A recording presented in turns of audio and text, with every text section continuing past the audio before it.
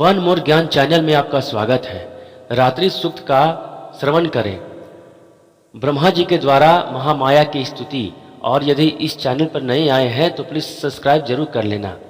ब्रह्मा जी ने कहा, देवी तुम ही स्वाहा, तुम ही स्वधा और तुम ही वशकार हो।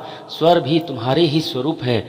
तुम ही जीवनदानी शुद्धा हो। नित्य अक्षर प्रणव में अकार उकार मकार, इन तीन मात्राओं के रूप में तुम ही स्थित हो। इन तीन मात्राओं के अतिरिक्त जो बिंदु रूपा नित्य अर्धमात्रा है, जिसका विशेष रूप से उच्चारण नहीं किया जा सकता, वो भी तुम ही हो। देवी तुम ही संध्या सावित्री तथा परम जननी हो। देवी तुम्हें इस विश्व ब्रह्मांड को धारण करती हो।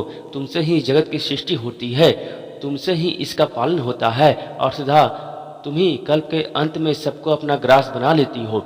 जगन्मयी देवी, इस जगत की उत्पत्ति के समय तुम सृष्टि रूपा हो, पालन काल में स्थिति रूपा हो तथा कल्पांत के समय संहार धारण करने वाली हो। तुम्हें महाविद्या, महामाया, महामेधा, महास्मृति, महामोरूपा, महादेवी और महासुरी हो।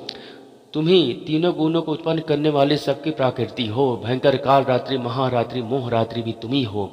तुम ही श्री, तुम ही ईश्वरी, तुम ही हिरी और तुम ही बोध स्वरूपा बुद्धि हो। लज्जा, पुष्टि, तुष्टि, शांति और क्षमा भी तुम ही हो। तुम खड़ग धारने, शूल धारने, घोर रूपा तथा गदा, चक्र, शंख और धनुष धारण करने वाली हो। बाण और भूसुंडी और परिग ये भी तुम्हारे अस्त्र हैं। तुम सौम्य और सौम्यतर हो। इतना ही नहीं, जितने भी सोम एवं सुंदर पदार्थ हैं उन सबके अपेक्षा तुम अत्यधिक सुंदर हो। पर और अपर सबसे परे रहने वाली परमेश्वरी तुम ही हो।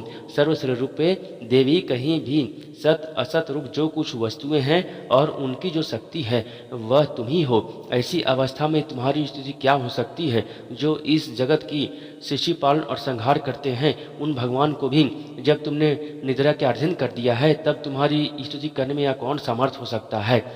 मुझको भगवान शंकर को तथा भगवान विष्णु को तुमने ही शरीर धारण कराया है, अतः तुम्हारी स्तुति करने की शक्ति किसमें है?